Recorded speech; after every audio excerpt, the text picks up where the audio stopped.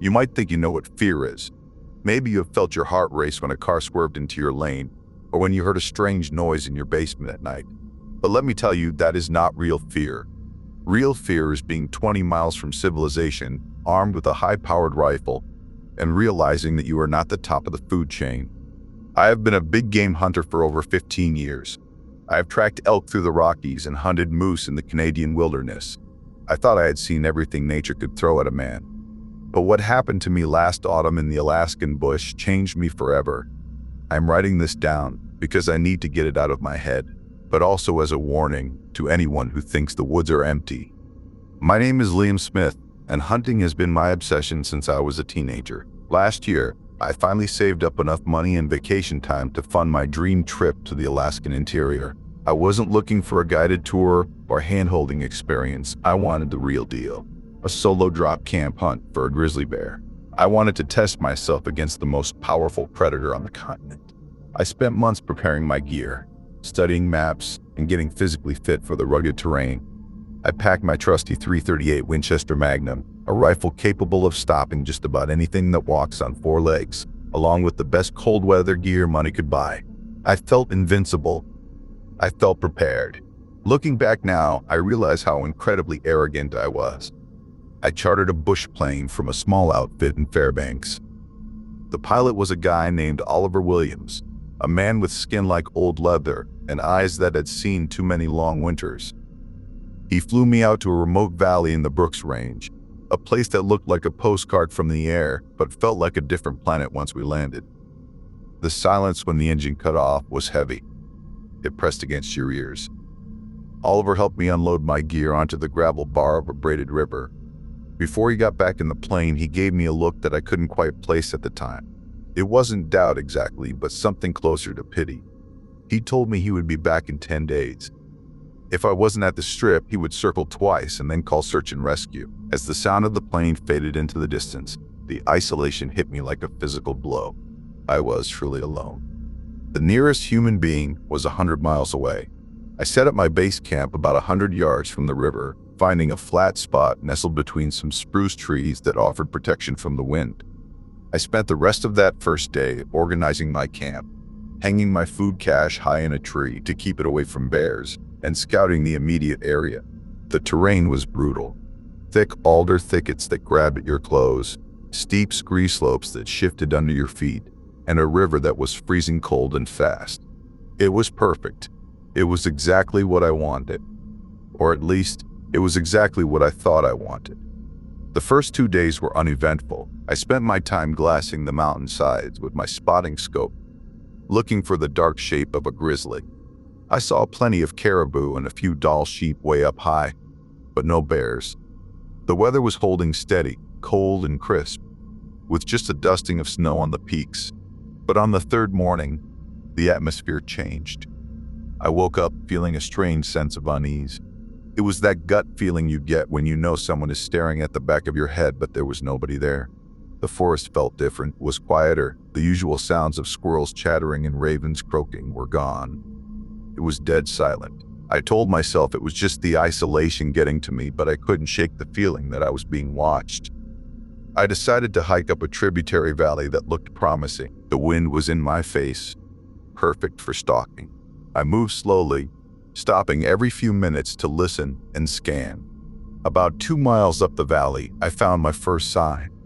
It was a pile of scat, fresh and steaming in the cold air. It was full of berries and fur, bear scat. And judging by the size of the pile, this was a big one. My heart started pounding in my chest. This was it. This was what I had come for. I checked my rifle, making sure a round was chambered and the safety was on.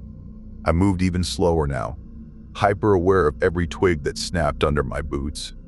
I followed the tracks along the muddy bank of the creek. The tracks were massive. The front pads were wider than my boot prints. This was a boar, a big male, likely getting ready for winter. I followed the trail for another hour, the tension building with every step. The tracks led into a dense patch of willows, visibility dropping to less than 20 yards. This was dangerous territory. If I spooked him here, it would be a close quarters fight, and the bear would have the advantage. I decided to back out, and climbed the ridge above the willows, hoping to spot him from a safe distance. It took me 30 minutes to scramble up the rocky slope, but the vantage point was worth it. I settled in behind a large boulder and set up my spotting scope. I scanned the willow thicket for an hour, my eyes straining to pick out movement. Nothing. I was just about to move to a different spot when I saw him. He was huge, a dark chocolate brown, almost black, moving through the willows like a tank. He was at least 800 pounds, a true monarch of the mountains. He was digging for roots, seemingly unconcerned with the world. I ranged him at 300 yards. A long shot, but doable with my rifle, and a solid rest. I lay prone, settling the crosshairs just behind his shoulder. I took a deep breath, let it out halfway, and started to squeeze the trigger. But something made me stop. The bear stopped digging. He threw his head up, testing the wind. He wasn't smelling me. The wind was still in my face. He was smelling something else. His body language changed instantly. He went from relaxed to agitated in a split second. He started huffing, swinging his head back and forth, looking toward the dense timber on the far side of the valley. I had never seen a grizzly look scared before. They are the kings of this domain. They don't fear anything. But this bear was terrified. He turned and started to run, not away from me, but parallel to the ridge, trying to get out of the valley. That's when the smell hit me. Even from 300 yards away, the wind shifted slightly and carried a scent up the mountain that made me gag. It smelled like a mix of wet dog, rotting garbage, and something metallic, like old blood. It was overpowering. And then, out of the timberline, it stepped out. At first, my brain couldn't process what I was seeing. I thought it was another bear, maybe a massive Kodiak that had wandered inland. But it stood up on two legs, and it stayed on two legs. It was enormous. It dwarfed the grizzly. It had to be nearly 9 feet tall. It was covered in dark, matted hair that looked almost black. Its shoulders were impossibly wide, twice the width of a man. Its arms hung down past its knees. I watched through my scope, paralyzed, as this thing moved with a terrifying, fluid speed to intercept the grizzly. This wasn't a lumbering walk. It was a predatory sprint. The grizzly saw it coming and turned to fight, realizing it couldn't outrun this new threat. The bear stood up on its hind legs, roaring a challenge that echoed off the canyon walls, but the bipedal creature didn't hesitate. It slammed into the grizzly with the force of a freight train. The sound of the impact was sickening, a wet, meaty thud that I could hear clearly from my position. The two titans grappled, tearing up the earth around them. The grizzly, a creature capable of taking down a moose with a single swipe, looked like a cub wrestling with its father. The dark creature had a strength that didn't make sense physically. It grabbed the bear by the fur on its neck and shoulder, lifting the 800-pound animal off its feet and slamming it back into the ground. The grizzly swiped with its claws, raking the creature's chest. I saw red blood spray against the dark fur, but the creature didn't even flinch. It roared, a sound that wasn't animal. It was a guttural, screaming vocalization that vibrated in my chest. It sounded like pure rage. The creature pinned the bear to the ground, using its massive weight to hold it down. Then, it began to rain blows down on the bear's head and spine. These weren't wild swings. They were precise, brutal strikes with fists the size of cinder blocks. I watched in horror as the grizzly stopped fighting. Its roars turned into pained whimpers, then silence. The creature didn't stop. It grabbed the bear's front legs and pulled them apart with a motion that looked like it was trying to tear the animal in half. The sound of bones snapping and joints popping filled the valley. I wanted to look away. I wanted to close my eyes, but I couldn't. I was frozen, witnessing a level of violence that nature documentaries never show. This was primal dominance. This was a turf war between monsters. Finally, the creature stood up. It stood over the broken carcass of the grizzly, its chest heaving.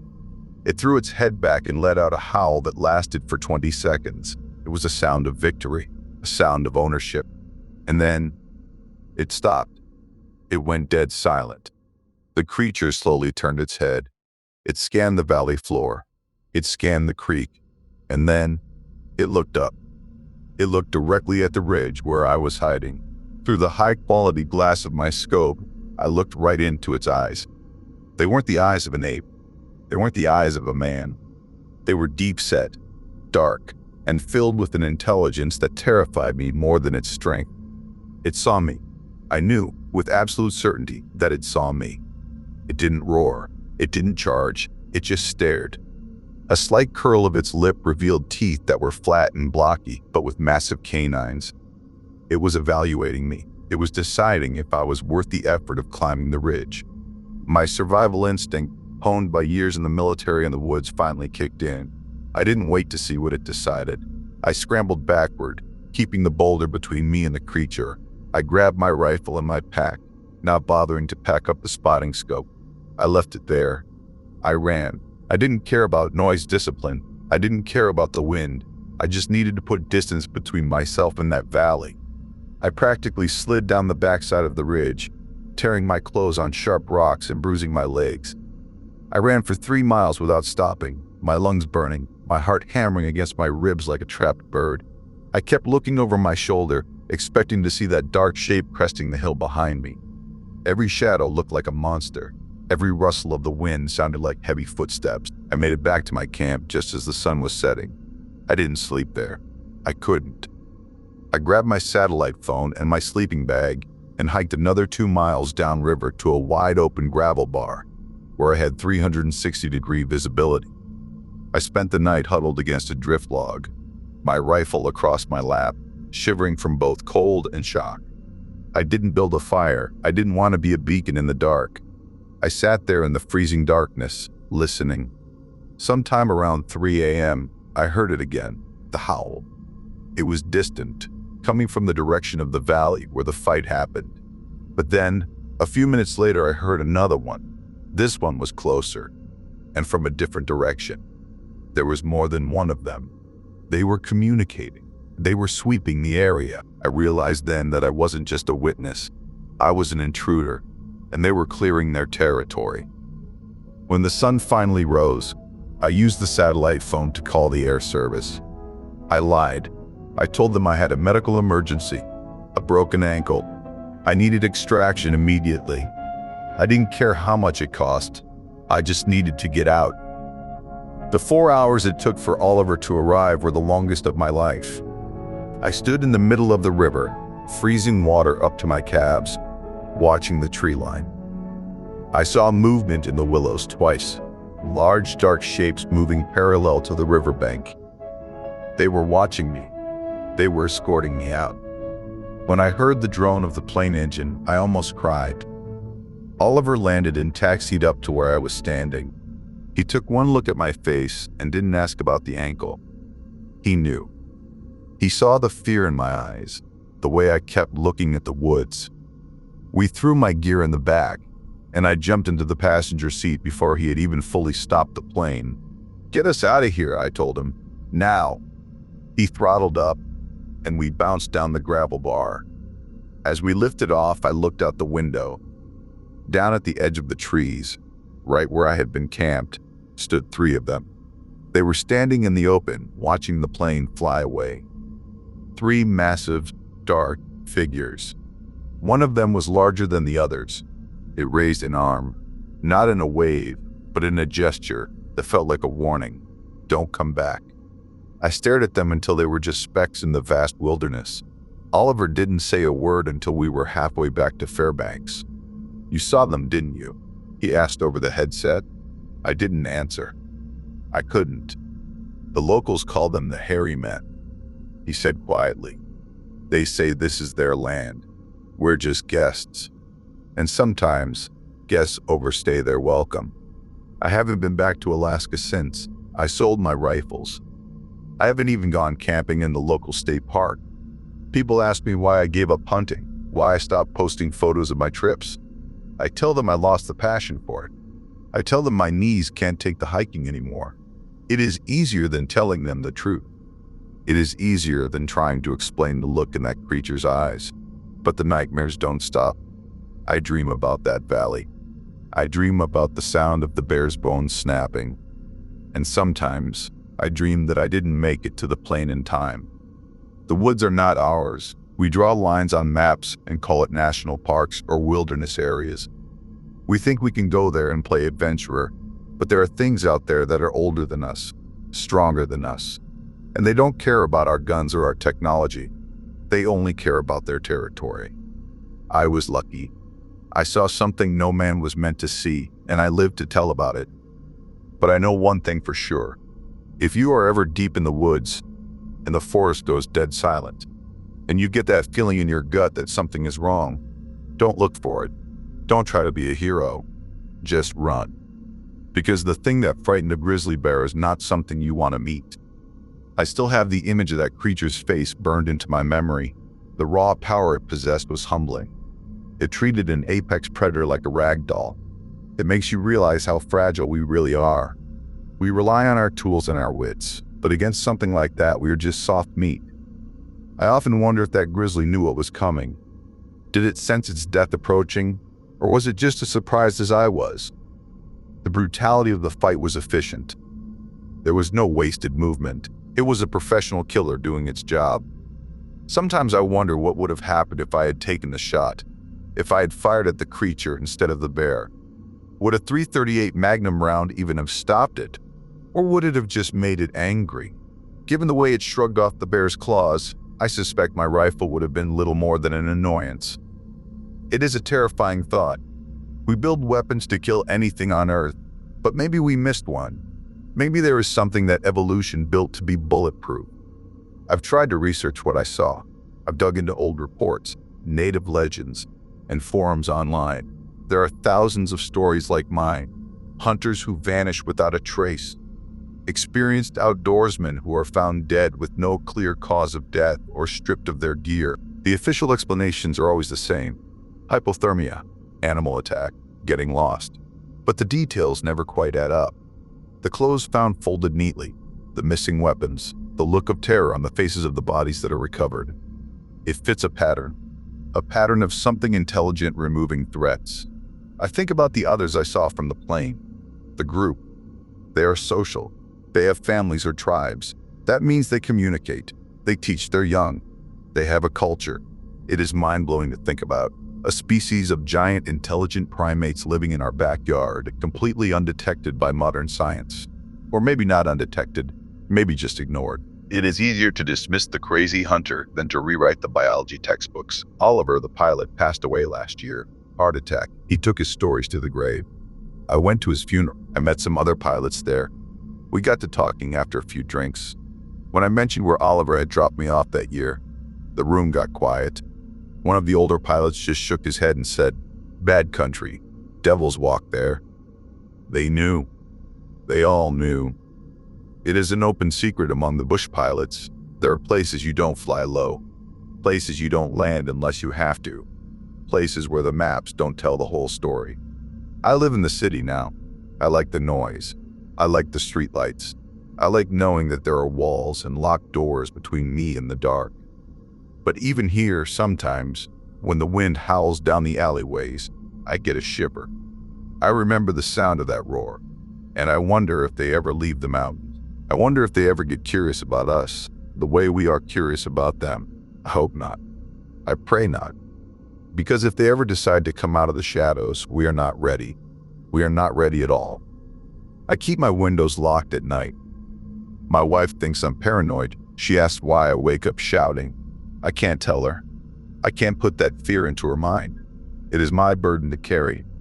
The price of witnessing the impossible. The price of surviving. So I write this down, a confession to the void, a warning to the curious. The wilderness is beautiful. It is majestic. But it is not empty, and it is not safe. Respect the silence, trust your gut, and for God's sake, if you see tracks that don't make sense, turn around. Go home. Be grateful you have a home to go to, because out there, in the deep dark, you are just another calorie source waiting to be harvested. That is my story. It is the absolute truth, as crazy as it sounds. I don't expect you to believe me. I wouldn't believe me either if I hadn't lived it. But do yourself a favor, keep an open mind, and keep your eyes open. The world is bigger and stranger than we like to admit. And there are monsters in the dark, real ones. I have seen them, and they have seen me. And that is a connection that never really breaks. It is a thread that pulls at me, even now, years later. A reminder that I am small, and I am afraid. Sometimes I check the satellite maps of that valley online. I zoom in, looking for, I don't know what, a dark shape, a shadow. It looks so peaceful from space. Just green trees and gray rock. You can't see the violence. You can't smell the blood. It is a deception, a mask. Underneath that digital image is a reality that is red in tooth and claw, a reality where the grizzly bear is prey. Think about that. Let that sink in. The grizzly is prey. That is the world we live in. We just pretend we don't. I hope this story stays with you, not to scare you, but to make you think, to make you cautious. We have lost our respect for the wild. We treat it like a playground. We forget that for millions of years, we were the ones hiding in caves, afraid of the dark. We haven't changed as much as we think. We just have better lights now. But batteries die, bulbs burn out, and when the lights go out, the monsters are still there, waiting, watching, breathing. I am done now. I have said my piece. I am going to close this document and try to sleep. I probably won't, but I have to try. Good luck to you, and safe travels. Stay on the trail, stay in the light, and never, ever assume you are alone, because you never are. Not really. Not ever.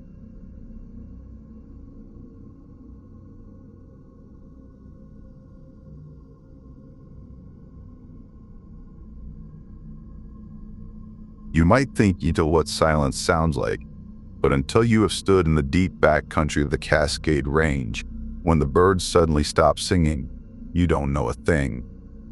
I have been a search and rescue officer for 20 years, and I have pulled people out of ravines, rivers, and snowdrifts. My name is Noah Johnson, and I have spent my entire life in the woods, learning the difference between the snap of a twig caused by a deer and the heavy crunch of a bear. But nothing in my training manuals or my years of experience could have prepared me for what I found 3 years ago in a restricted sector of the national forest. It is a memory that sits in the back of my mind like a splinter I can't remove, festering and throbbing every time I look at a tree line after dark. I am telling you this now because I retired last week, and I finally feel like enough time has passed that maybe, just maybe, they won't come looking for me if I speak the truth. It started on a Tuesday morning in early October, the kind of day that tricks you into thinking winter isn't right around the corner. The sky was a piercy blue, and the air was crisp, smelling of pine needles and damp earth. I had received a report of illegal poaching activity in Sector 4, a remote area that requires a 4-hour hike just to reach the perimeter. We had found carcasses of elk out there before, headless and wasted, left by trophy hunters who didn't respect the land or the law. I packed my gear with the efficiency of habit, medical kit, radio, 3 days of rations, and my service weapon. I didn't expect to need the gun for anything, other than maybe firing a warning shot if I ran into a cougar. But you never go into the deep woods unarmed. My supervisor, a man named Liam Smith, clapped me on the shoulder before I left the station and told me to keep my head on a swivel. He had a weird look in his eye, something I dismissed at the time but now realized was a warning he couldn't quite voice. The hike in was grueling but beautiful, the kind of physical labor that clears your mind and makes you appreciate the sheer scale of nature. I moved through the old-growth forest, stepping over moss-covered logs that were thicker than my truck. The trail I was following was barely a game path, overgrown with ferns and salal that grabbed at my boots with every step. For the first 3 hours, everything was normal. I saw a few black-tailed deer, a bald eagle circling high above the canopy, and plenty of sign that the forest was healthy. But as I crossed the ridgeline into Sector 4, the atmosphere changed instantly. It was like stepping through a doorway into a room where an argument had just ended. The temperature seemed to drop 10 degrees, and the light filtering through the trees took on a gray, flat quality that washed out the colors of the forest floor. And then there was the silence. I stopped and listened, straining my ears against the sudden quiet. Usually, you can hear the wind in the upper branches, the chitter of squirrels, or the buzz of insects, but here, it was dead silent. Even the stream I knew was nearby seemed to be running quieter, as if the water itself was afraid to make a noise. I checked my GPS, but the signal was bouncing around, giving me an error margin of over 500 feet. That wasn't uncommon in these deep valleys, but combined with the oppressive silence, it made the hair on my arm stand up. I holstered my sidearm and checked the safety, a reflex born of instinct rather than logic. I started moving again, but slower this time, placing my feet with deliberate care to avoid snapping any dry wood. I was hunting poachers, but for the first time in my career, I felt like I was the one being hunted. I found the first sign about a mile into the sector. It wasn't a footprint or a shell casing, but a tree marker. A sapling, maybe 3 inches in diameter, had been twisted and broken off about 7 feet above the ground, but it hadn't been cut with a saw or hacked with a machete. The wood was shredded and twisted, the fibers pulled apart as if something with immense strength had simply grabbed the tree and wrung it out like a wet towel. I examined the break closely. The sap was still fresh, sticky and smelling of raw pine. This had happened recently, maybe within the last hour. I looked around for tracks, but the ground here was covered in a thick layer of pine needles that hid footprints well. However, I did find something else. Pressed into the moss at the base of a nearby cedar was an impression. It looked like a heel, but it was massive, sinking deep into the soft earth in a way that suggested hundreds of pounds of weight. I continued following the faint trail of disturbance, my heart hammering a rhythm against my ribs that felt too fast for the exertion I was doing. The smell hit me about 20 minutes later. It was faint at first, a waft of something muskic carried on the breeze. But as I moved downwind, it became overpowering. It smelled like a wet dog that had rolled in garbage, mixed with the metallic tang of ozone and something else I couldn't identify. It was a biological smell, potent and aggressive, the kind of scent that triggers a primal warning in the lizard part of your brain. I pulled my shirt up over my nose, but the smell seemed to stick to the back of my throat. I knew that smell from stories I had heard from the old-timers, stories I had always dismissed as cabin fever or drunk talk. But smelling it out there in the silence, I knew those stories hadn't been lies. I came over a small rise and saw him. At first, my brain couldn't process what I was looking at. I thought it was a scarecrow or maybe some kind of twisted art installation left by hikers. But as I got closer, the shape resolved to a man. It was a ranger uniform, the tan and green unmistakable against the dark bark of the massive hemlock tree. I rushed forward, keeping my weapon raised, scanning the trees for whoever had done this. The man was tied to the tree, but not with rope. Thick fibrous vines, roots, I realized with a jolt, had been wrapped around his torso, his arms, and his legs. They were pulled so tight they dug into his clothing, binding him to the rough bark with a strength that looked impossible. I recognized him immediately. It was Eric Allen, a ranger from the district north of mine who had been missing for 2 days. "Eric," I hissed, dropping to my knees beside him. He was conscious, but his eyes were wide and rolling in his head. Staring at something in the woods behind me, he was gagged with a strip of his own shirt, and sweat had soaked through his uniform despite the chill in the air. I reached for my knife to cut the vines, but he started shaking his head violently, making muffled screaming noises behind the gag. He was terrified, not of being tied up, but of me cutting him loose. I hesitated, the knife hovering inches from the thick root binding his chest. "Eric, hold still, I'm going to get you out of here," I whispered, but when I tried to saw through the vine, the blade barely made a scratch. These weren't just surface roots, they were tough, woody, and seemed to have been braided together with a complexity that baffled me. Whatever had tied him here had dexterity and immense strength. That's when I heard the branch snap. It wasn't a small twig, it was the sound of a substantial limb breaking, like a gunshot echoing through the valley. It came from directly behind me. I spun around, bringing my weapon up, crouching low against the base of the tree. At first I saw nothing but the dense wall of green and brown, but then the forest shifted. A patch of shadow detached itself from the trunk of a cedar tree, about 50 yards away. and stepped into a shaft of sunlight. My breath caught my throat, and my mind scrambled to find a logical explanation for what I was seeing. It was a bear, I told myself. A standing bear. But bears don't have shoulders 4 feet wide. Bears don't have arms that hang down to their knees, ending in hands with distinct black nail fingers. And bears certainly don't look at you with eyes that hold a burning, calculated intelligence. The creature was massive. It had to be at least 8, maybe 9 feet tall. Its fur was a dark, matted brown, covered in patches of dried mud and pine needles, acting at a perfect natural camouflage.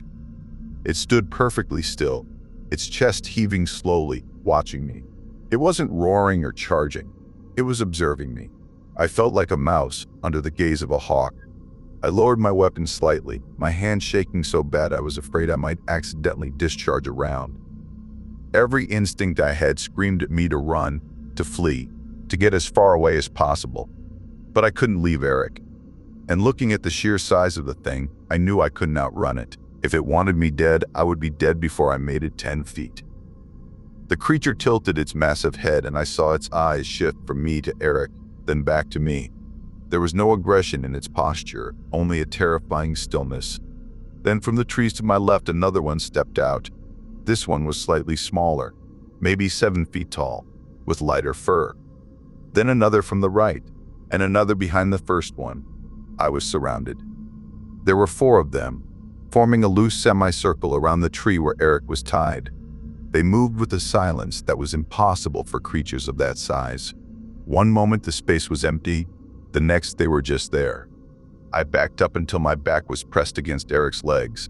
He was whimpering now, a high-pitched sound of pure terror. The largest one, the first one I had seen, took a step forward. It raised one hand that could easily crush my skull like a grape, and pointed, not at me, at Eric. It let out a sound then, a low rumble that I felt in the soles of my boots more than I heard with my ears. It was a vocalization, deep and complex, vibrating through the air.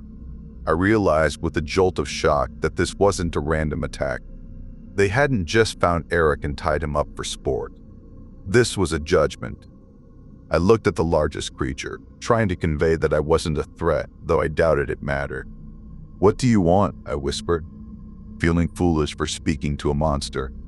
But the creature seemed to understand the tone, if not the words. It grunted and gestured again at Eric, then made a motion with its hands, mimicking a rifle being raised and fired. I looked back at Eric. For the first time, I noticed something lying in the ferns a few feet away. It was a backpack, but not standard-issue ranger gear. It was a heavy-duty hunting pack, and spilling out of it were items that shouldn't have been there. High-caliber ammunition, a thermal scope, and bear bile vials. Eric wasn't just a ranger. He was poaching. And looking at the creatures surrounding us, I realized he hadn't been hunting bears. The realization hit me like a physical blow. Eric had been hunting them, or at least he had been trying to. I looked at Eric's tear-streaked face and saw the guilt there, plain as day. He had come into their home, their territory, with the intent to kill, probably for a high-paying client or the black market, and they had caught him. But instead of tearing him apart limb from limb, which they clearly could have done in seconds, they had tied him up. They had restrained him. Why? The answer came when the smaller creature, the one with the lighter fur, stepped forward. It was holding something in its arms. At first I thought it was a rock or a log, but as it stepped closer I saw what it was. It was a small, limp body covered in dark fur. A juvenile, a child. My stomach dropped. Eric hadn't just been hunting. He had succeeded. He had killed one of their young. The grief radiating from the smaller creature, mother I assumed, was palpable. She held the small body gently, making a soft, keening sound that tore at my heart. She laid the body down on the moss in front of Eric, then looked up at him with eyes full of such raw pain and anger that I had to look away. The large male roared then.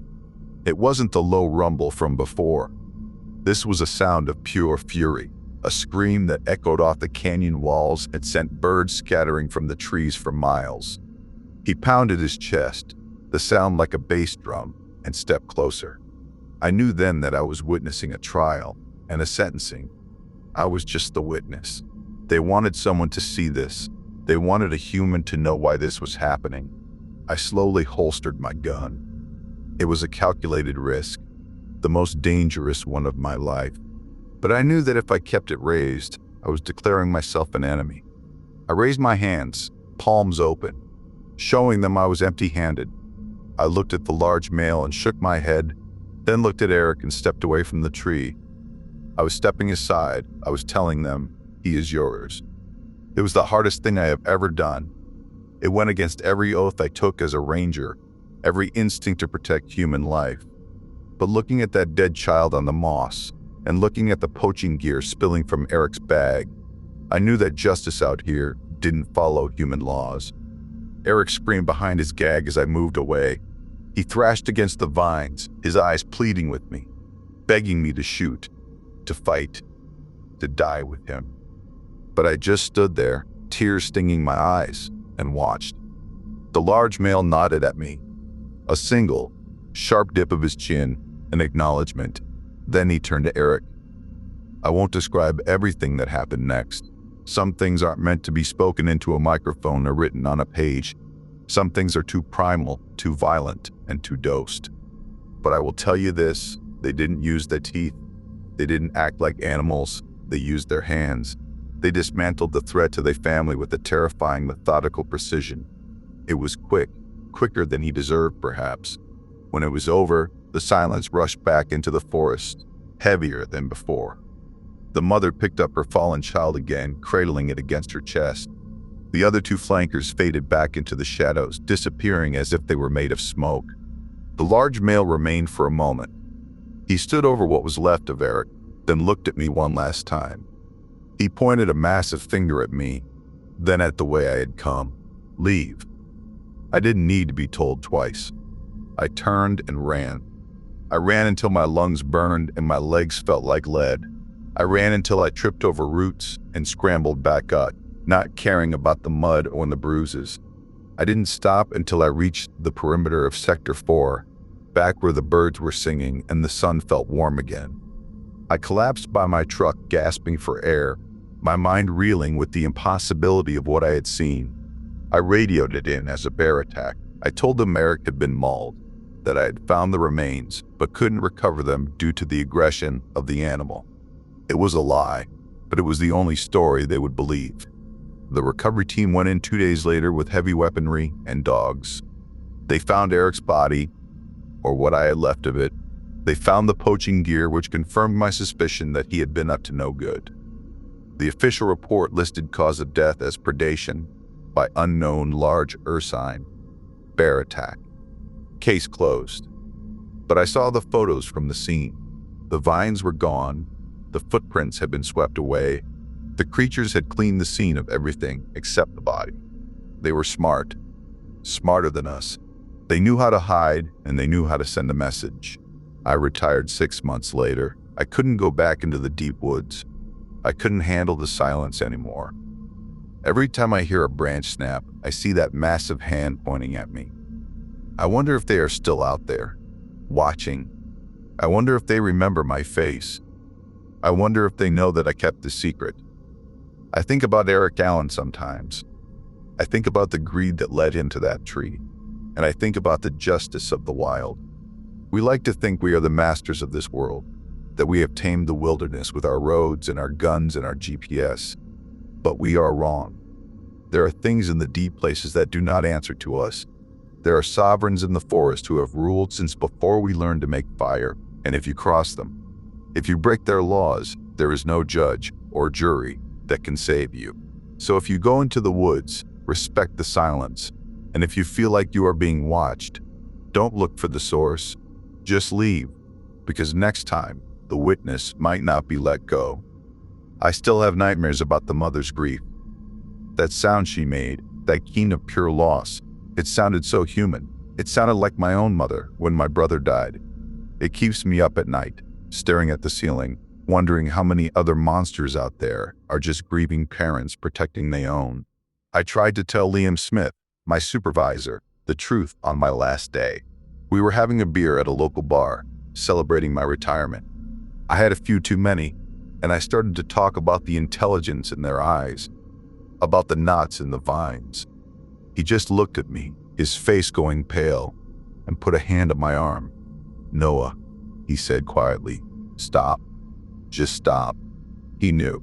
He had always known. That's why he warned me. That's why Sector 4 was always so quiet. It wasn't empty. It was occupied. I live in the suburbs now. I have a small house with a manicured lawn and a fence. There are streetlights that buzz all night and cars driving by at all hours. It's noisy, and the air smells like exhaust and cut grass. I hate it, but I feel safe. Or at least, I did until last week. I woke up around 3 a.m. to the sound of my dog barking at the backyard fence. He was going crazy, growling and snapping at the darkness beyond the wood slats. I went out to check, turning on the porch light. There was nothing there, but the air smelled.